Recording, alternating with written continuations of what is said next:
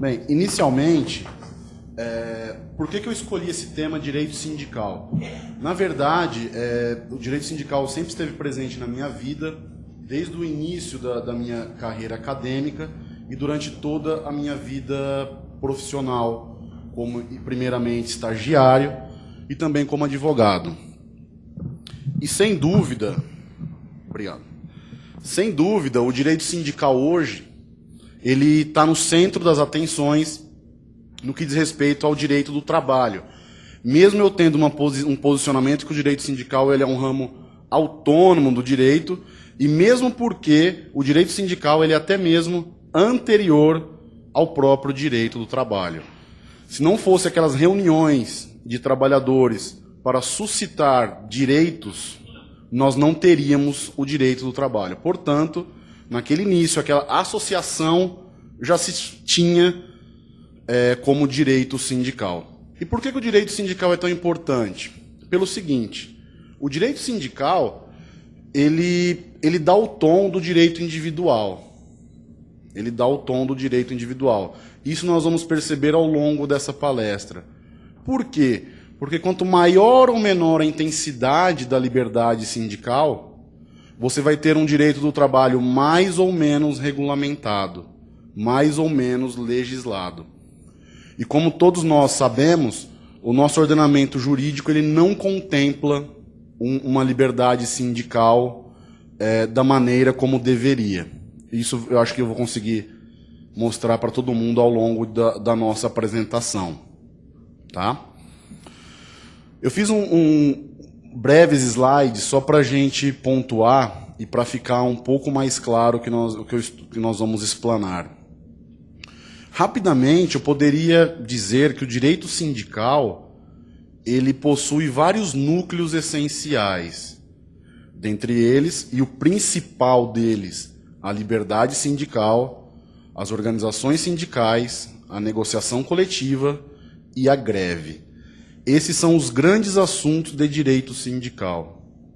Na verdade, nós podemos englobar todo o direito sindical nesses 4 tópicos. O principal deles é a liberdade sindical. Então, o que eu quero trazer hoje, mesmo por conta do nosso tempo escasso? Eu vou fazer um panorama geral do nosso modelo sindical e, ao final, fazer uma avaliação e uma constatação no sentido do que poderia modificar, tendo em vista que a liberdade sindical poderia ser maior ou menor. Tá? Então, hoje vamos focar especificamente no nosso modelo sindical e também na liberdade sindical.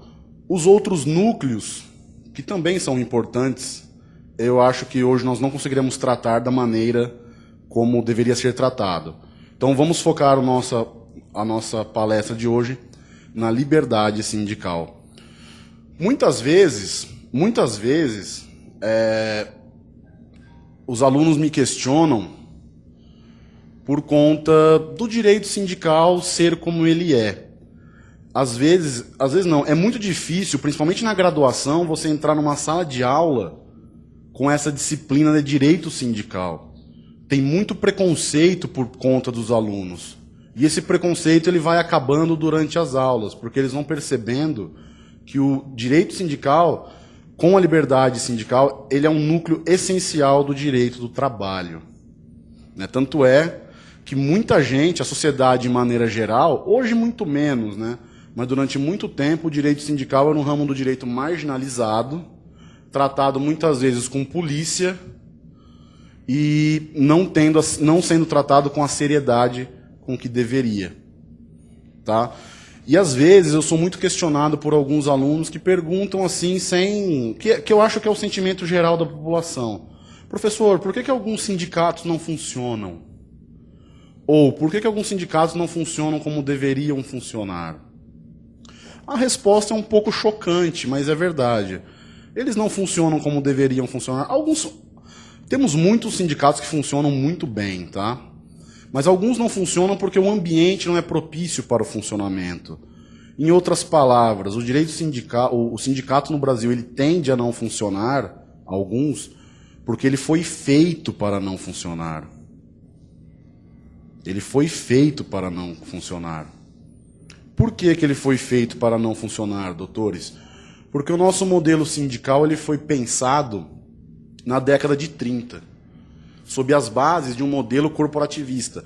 Há quem diga que o nosso modelo sindical ele foi influenciado pelo modelo corporativista / fascista italiano.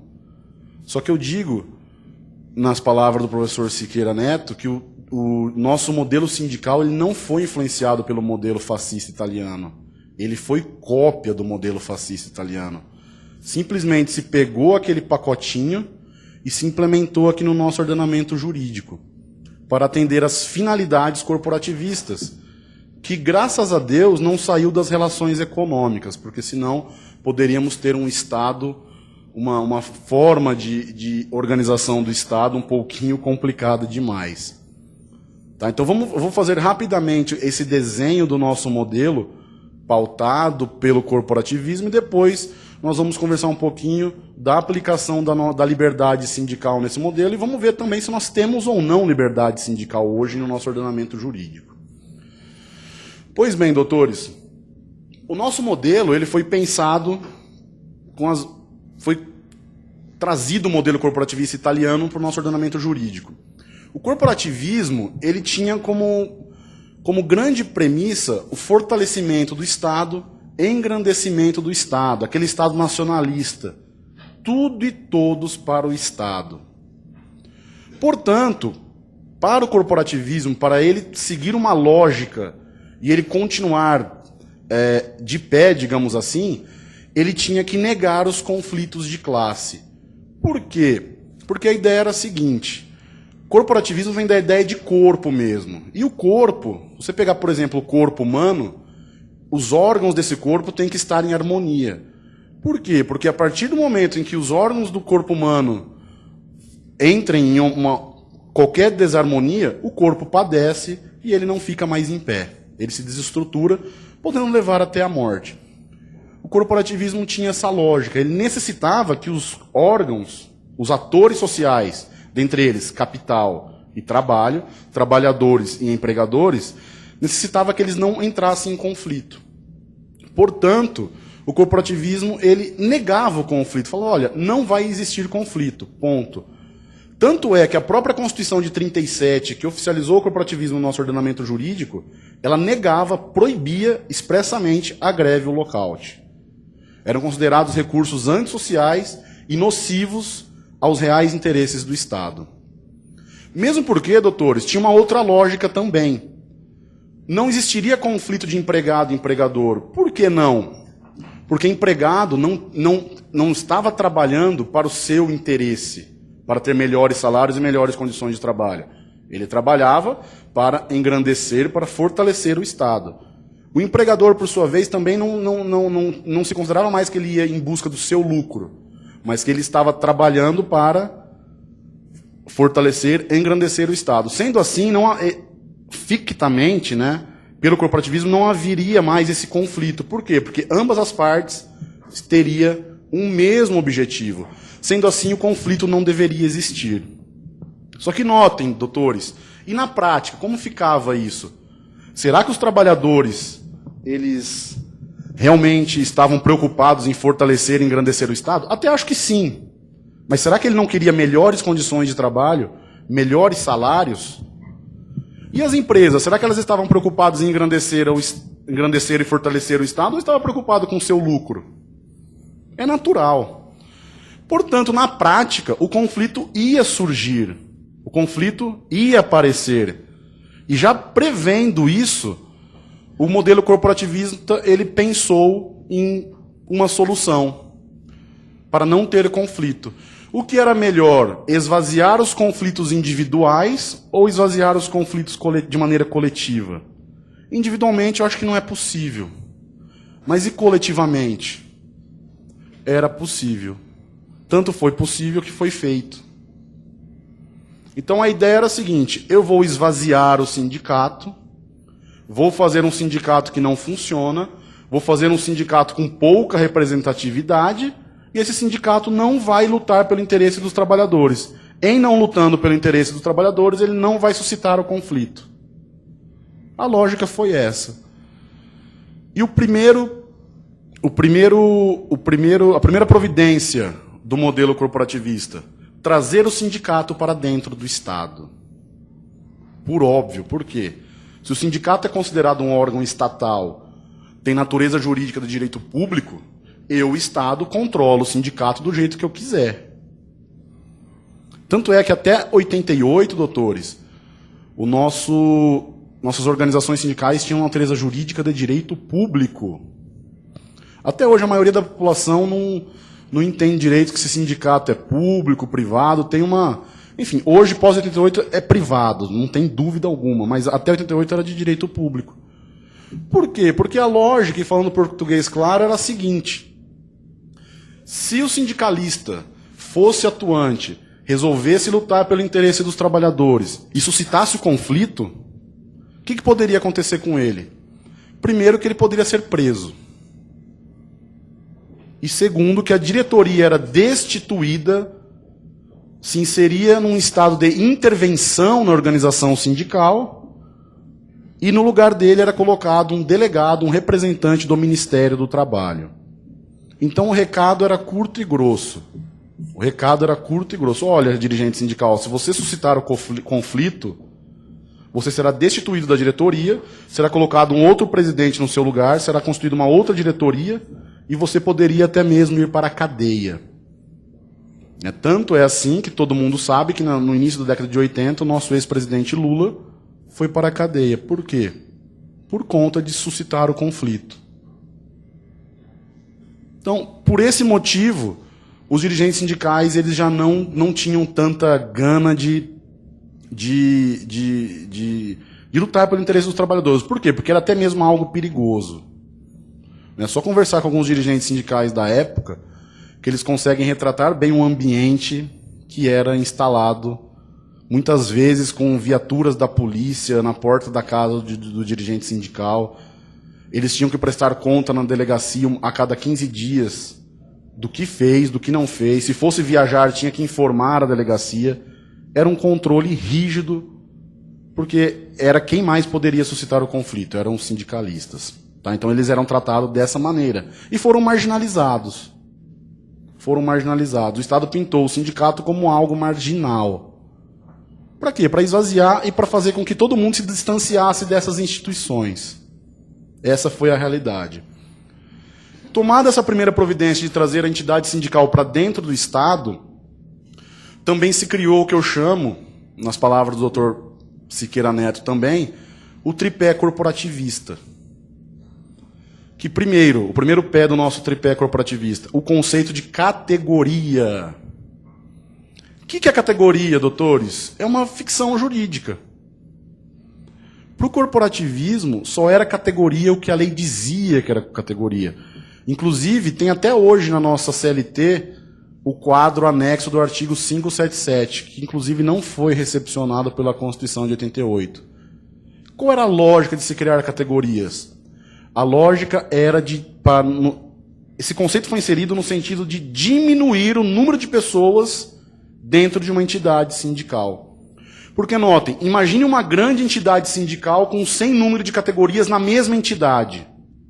Essa entidade poderia causar um grande conflito.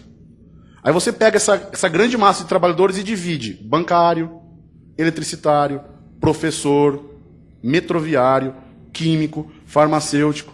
Notem, aquele grande conflito que poderia ser suscitado por todos, quando no conceito de categoria só seria suscitado por uma pequena parcela. Qual conflito seria maior? Só o dos bancários ou de todo mundo? Só o dos bancários.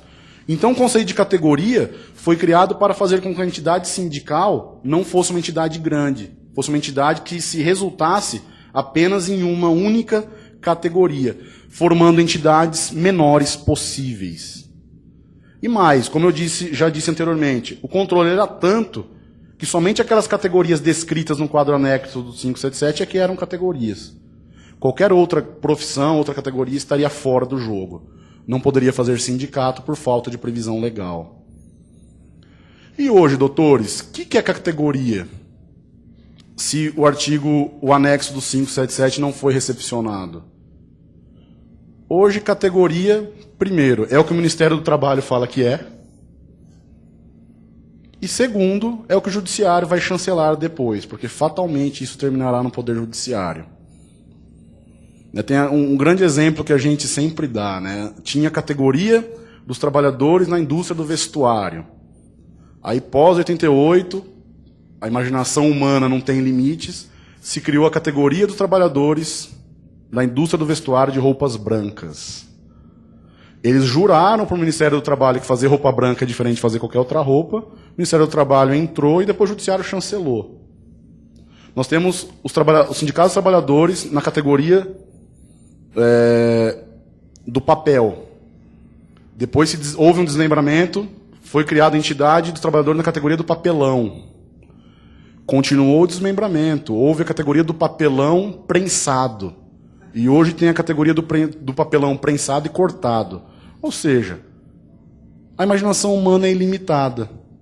Então isso é um desvirtuamento. Isso não sei se é bom nem mal hoje. Por quê? Porque, de certa maneira, tem uma certa liberdade. Se os trabalhadores se reuniram naquela localidade e resolveram criar uma nova categoria, foi feito. Mas nota, a imaginação humana não tem limite. Então o conceito de categoria é algo vago. Acho que ele nem precisaria existir. Por quê? No ambiente de liberdade sindical, os trabalhadores se reúnem do jeito que eles quiserem. Qual o problema? Se não der certo e ficar ruim, é só se organizar de outra maneira. Mas hoje nós somos reféns desse conceito de categoria. Então, se surgir uma nova profissão, primeiro nós temos que provar para o Ministério do Trabalho que aquilo é uma categoria diferente, e depois, fatalmente, no Poder Judiciário. Por que no Poder Judiciário? Porque sempre quando você faz uma categoria, você propõe o reconhecimento de uma categoria nova, alguém vai estar perdendo aquela representação. Então sempre vai ter alguém que vai estar perdendo aquela representação. E isso, fatalmente, acabará no Poder Judiciário.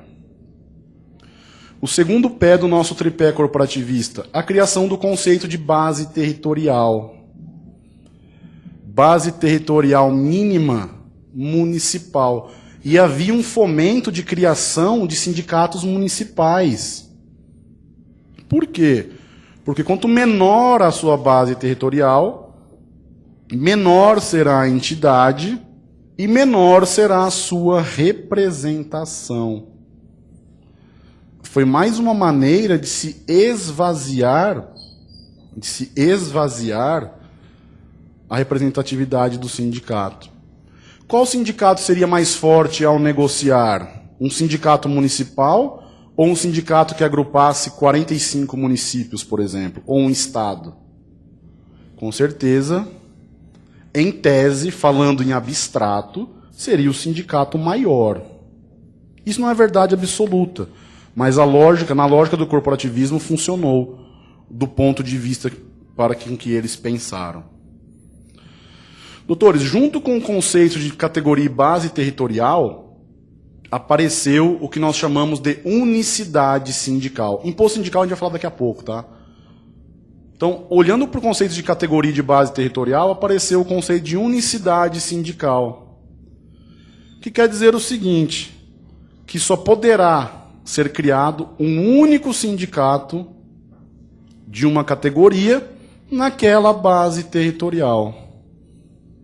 Se já tiver um sindicato criado, registrado, daquela categoria naquela base territorial, outro sindicato jamais poderá ser criado. Ele não conseguirá obter o seu registro sindical. E notem, doutores, se você pegar 99%, imagine uma adesão de 99% de uma categoria. Isso não existe em lugar nenhum do mundo, mas tudo bem. 99% de uma categoria se agrupa e fala, não queremos mais aquele sindicato, queremos um novo sindicato. Vamos criar, criar vai conseguir criar enquanto associação civil. Mas o registro sindical não será concedido. Porque os nossos tribunais superiores já se posicionaram nesse sentido. O sindicato é aquele que obteve, primeiramente, o registro. Mesmo porque nós não temos no nosso ordenamento jurídico instrumentos para medir a representatividade. Portanto, o nosso critério hoje, infelizmente, é temporal. Quem tem o registro detém o monopólio da representação. Ah, mas aquelas pessoas poderão tomar a entidade numa eleição sindical? Eu, particularmente, não me lembro da última vez que eu presenciei, pelo menos, aconteceu, muito acontece, mas que eu presenciei que uma oposição conseguiu ganhar uma eleição no sindicato. É muito difícil.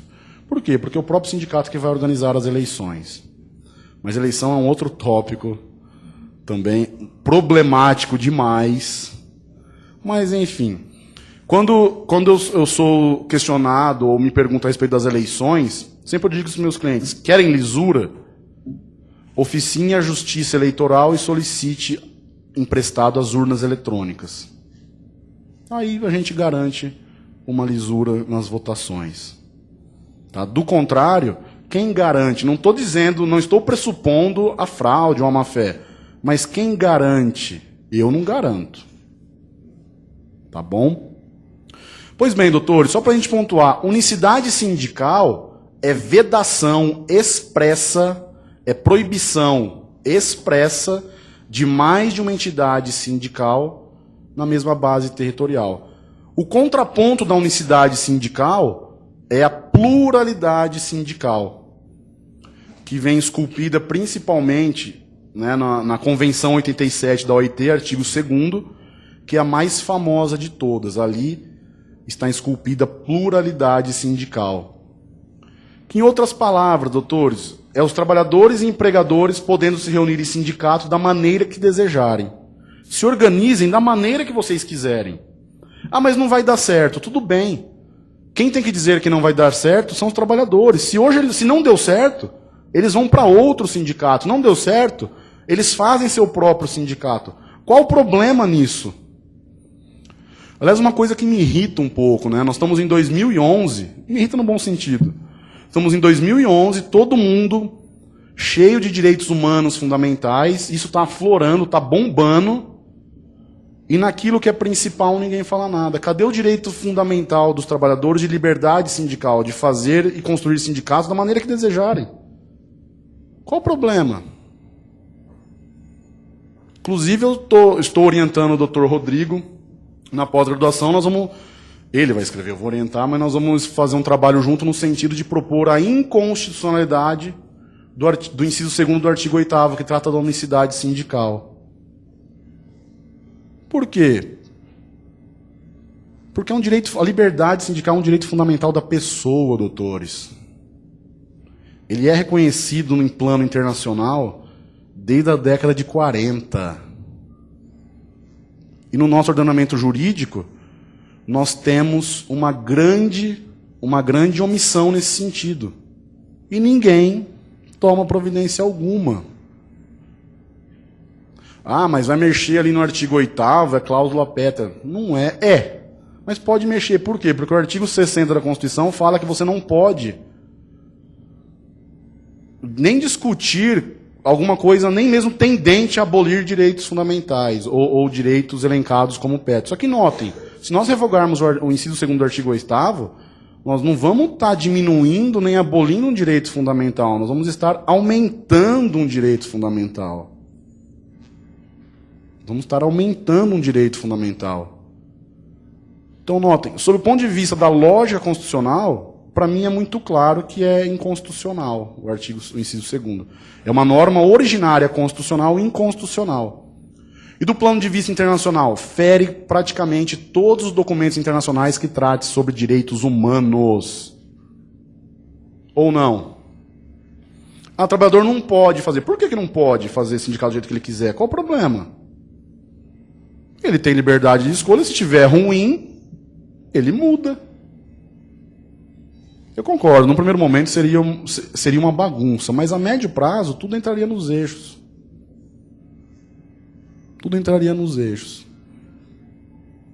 Tá bom? Então notem, doutores, o contraponto da unicidade sindical é a pluralidade. Liberdade total. Liberdade total. Muitos doutrinadores, eles, talvez por não ter o foco, enfim, eles colocam a ratificação da Convenção 87 como a salvação do nosso modelo jurídico. Basta ratificar a Convenção 87 da OIT para resolver o problema do modelo sindical brasileiro. Isso não é verdade. Por quê? Porque você não precisaria nem ratificar a Convenção 87 da OIT. Porque o conteúdo jurídico do artigo 2º, que trata e propõe a liberdade sindical, já foi ratificado em outros documentos internacionais. Como, por exemplo, no Pacto Internacional dos Direitos Econômicos, Sociais e Culturais de 1966. Tem lá um dispositivo igual do artigo 2º da Convenção 87. E também o Pacto de São Salvador, que também tem um dispositivo idêntico. Portanto, doutores, não basta também somente modificar a lei. Temos que mexer também com as estruturas.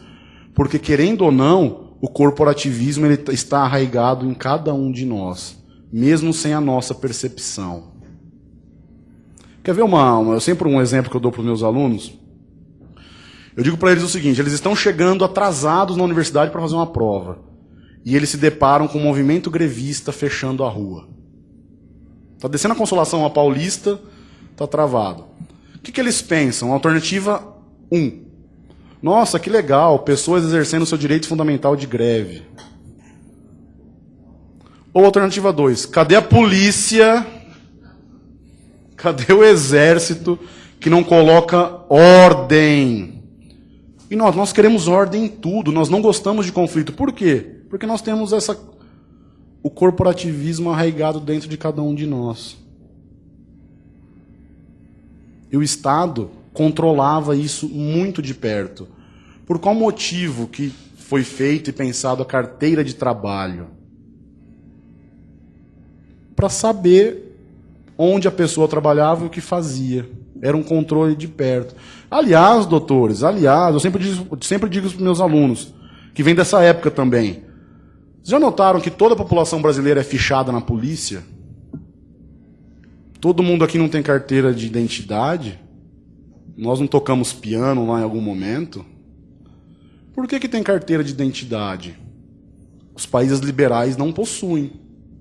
Ele só vai ter um número vinculado ao Estado, ou com a carteira de habilitação, ou com o seguro social. Ninguém é previamente fichado. O nosso país é.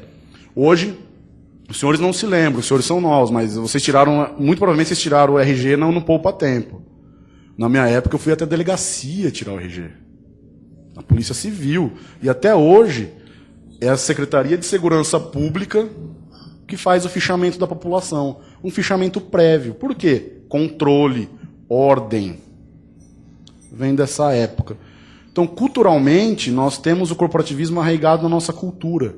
Isso é um pouco difícil. Se não tiver uma ruptura, é muito difícil modificar.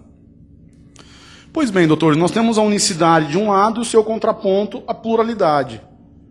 Existe um outro fenômeno, que é o fenômeno da unidade sindical, que é diferente da unicidade.